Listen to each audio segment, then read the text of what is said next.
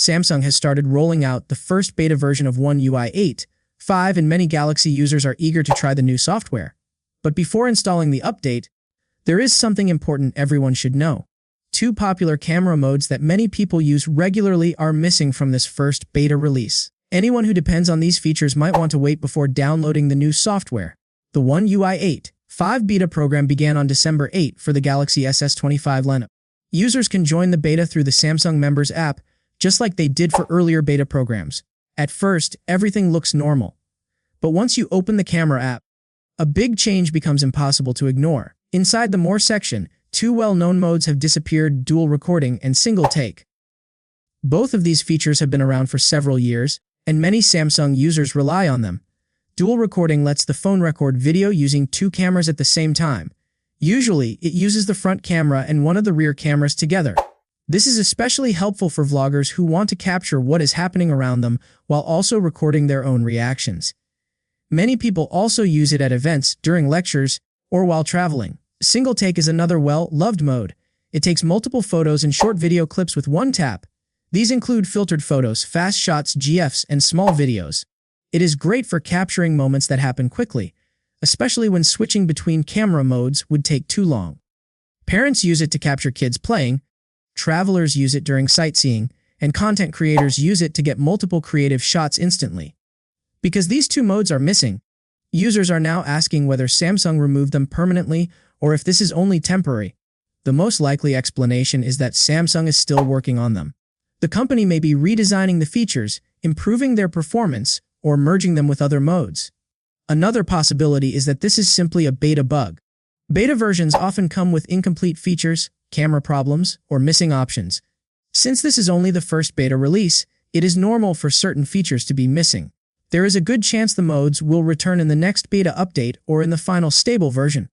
For now, anyone who regularly uses dual recording or single take should hold off on installing the beta. Waiting for the next release or the final stable version is the safer choice. But for people who do not rely on these features, One UI 8.5 introduces several interesting improvements. The new update adds theft protection, which helps secure personal data even if the phone is stolen. It also includes Photo Assist, which improves editing options and makes it easier to organize pictures. Quick Share has been improved as well, making wireless file transfers smoother and more reliable. There is also a feature called Audio Broadcast that allows users to play audio across multiple Samsung devices at the same time. This can be helpful in group activities, workouts, or home gatherings. One of the most important additions is Storage Share. This feature seems to be Samsung's response to Apple's seamless sharing system. Storage Share allows users to manage files across multiple Samsung devices linked to the same Samsung account. It makes it easier to access photos, videos, and documents on phones, tablets, and laptops. For users who already own several Samsung devices, this will be a major upgrade and will make the entire ecosystem feel more connected. As with previous beta programs, the rollout is happening in stages. Phase 1 includes South Korea, Germany, the UK, and the US. Users in these regions can already install the beta on the Galaxy S25, S25 Plus, and S25 Ultra. Phase 2 will expand to more countries such as India and Poland in the coming days. The stable version of One UI 8.5 is expected to launch next year with the Galaxy S26 series. Anyone who prefers stable software and fully working camera features should wait for this release.